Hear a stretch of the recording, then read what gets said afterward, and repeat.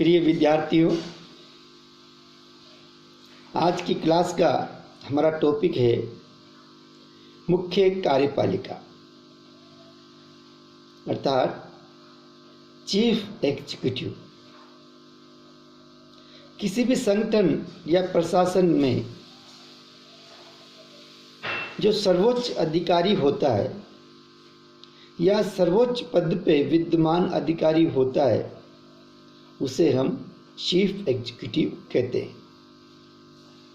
जैसे भारत सरकार में हम लें तो चीफ एग्जीक्यूटिव होगा भारत का राष्ट्रपति या प्रधानमंत्री।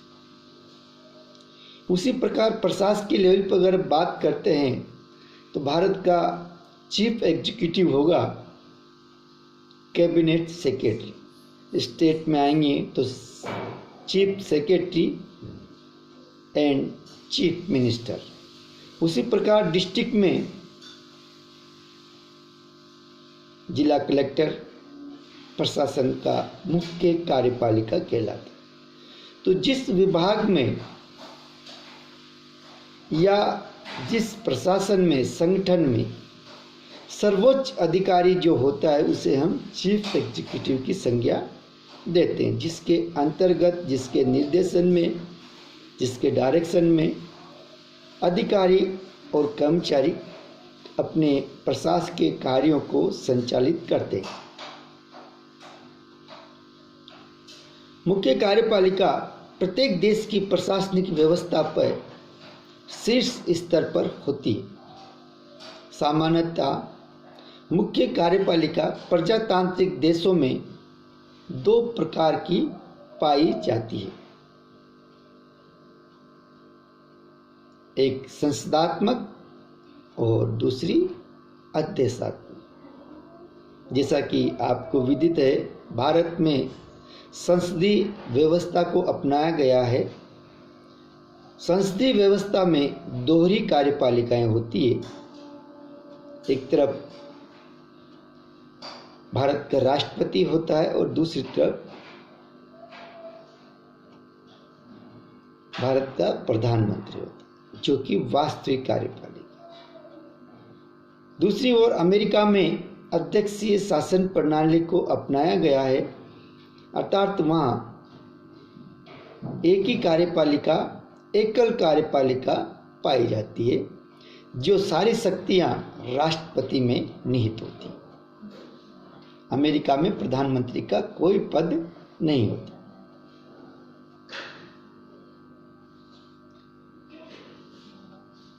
इसमें दो प्रकार की कार्यपालिका होती है, एक नाम मात्र की कार्यपालिका और एक वास्तविक कार्यपालिका। जैसे भारत की बात करें हम संसदीय शासन व्यवस्था की, तो भारत में राष्ट्रपति नाम मात्र की कार्यपालिका है, जबकि भारत का प्रधानमंत्री वास्तविक कार्यपालिका है। यद्यपि संविधान में सारी शक्तियां राष्ट्रपति में निहित है, फिर भी उन शक्तियों का प्रयोग प्रधानमंत्री के द्वारा किया जाता है। मुख्य कार्यपालिका के कुछ प्रकार हैं। विश्व में 3 प्रकार की मुख्य कार्यपालिकाएं पाई जाती है। पहली है संसदीय कार्यपालिका। संसदीय कार्यपालिका अर्थात जहाँ पर नाम मात्र की और वास्तविक कार्यपालिकाएं पाई जाती है उसे संसदीय कार्यपालिकाएं कहते हैं। जैसे ब्रिटेन में, भारत में यहाँ संसदीय कार्यपालिकाएं हैं। दूसरा है अध्यक्षात्मक कार्यपालिका, जो अमेरिका में पाई जाती है। वहाँ केवल राष्ट्रपति का पद होता है, प्रधानमंत्री नहीं होता है। सारी शक्तियाँ राष्ट्रपति में निहित होती है। थर्ड है बहुल कार्यपालिका। ये एक अनूठी कार्यपालिका है जो केवल विश्व के एक ही राष्ट्र में पाई जाती है, स्विट्जरलैंड में। बहुल कार्यपालिका जहाँ कार्यपालिका की संपूर्ण शक्तियाँ 7 सदस्यों में विद्यमान होती है, उसे हम बहुल कार्यपालिका कहते हैं। मुख्य कार्यपालिका के कार्य पोस्ट कोड में लूथर गुलिक ने बताया है। पोस्ट कोड थ्योरी हमने पूर्व में पढ़ चुके हैं। POSTCORP, post card. P से मतलब प्लानिंग, O से मतलब ऑर्गेनाइजेशन, S से मतलब स्टाफिंग, D से मतलब डायरेक्शन, CO से मतलब coordination, R reporting, B budgeting. ये सारे कार्य मुख्य कार्यपालिका के द्वारा किए जाते हैं। फिर भी कुछ कार्य निर्धारित है, उनको हम संक्षिप्त में यहाँ चर्चा करेंगे। पहला है प्रशासकीय नीति का निर्धारण। मुख्य कार्यपालिका को प्रशासन में क्या निर्णय लेना है, क्या कानून बनना है, क्या पॉलिसी, क्या योजनाएं बननी है, उनका निर्धारण करना होता है। सेकंड, प्रशासकीय नियोजन, अर्थात प्रशासन में प्लानिंग बनाना होता है।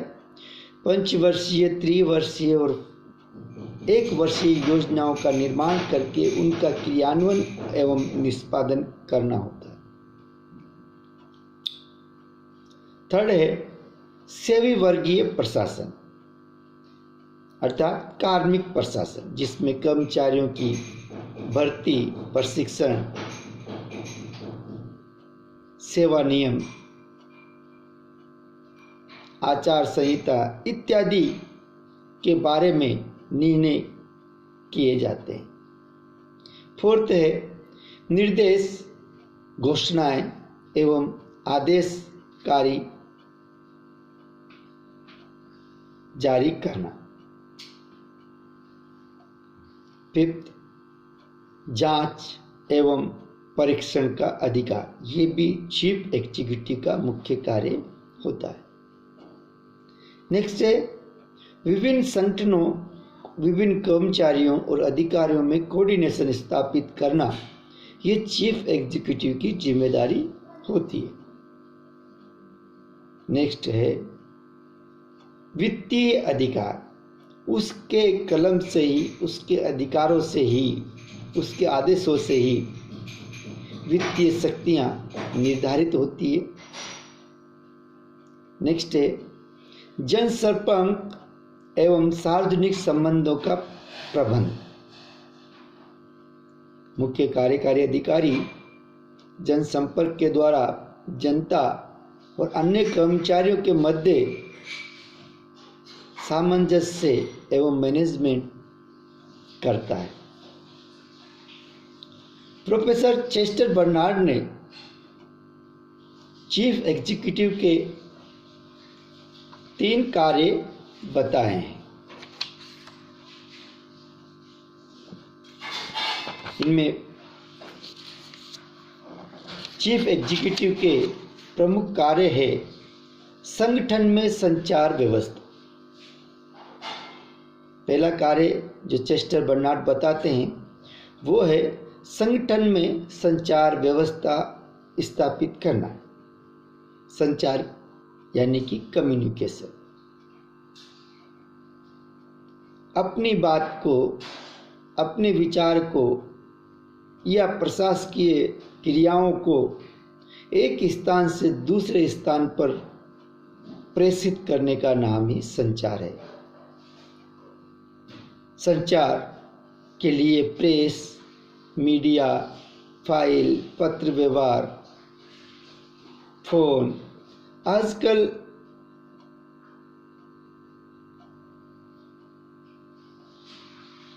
टेक्नोलॉजी के कारण मीडिया के द्वारा संगठन में संचार स्थापित किया जाता है।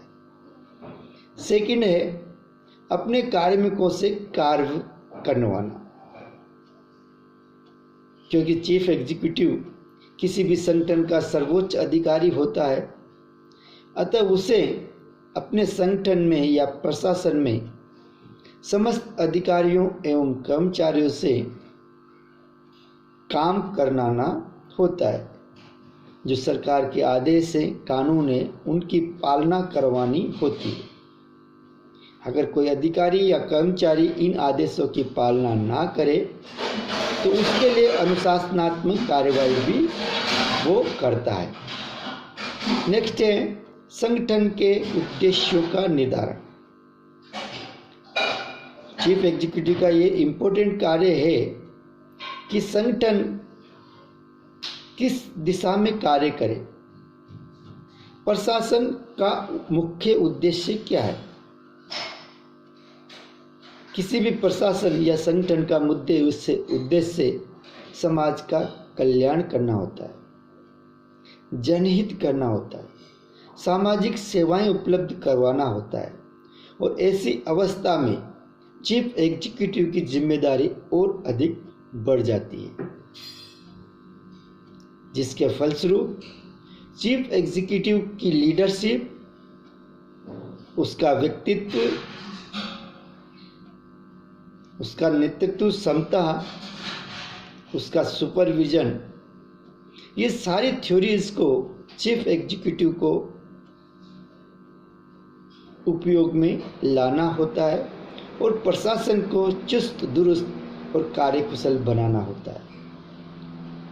और इस कारण से चीफ एग्जीक्यूटिव की मुख्य भूमिका होती है। किसी संगठन की सफलता और उसकी असफलता में चीफ एग्जीक्यूटिव महत्वपूर्ण भूमिका का निर्वहन करता है। Thank you.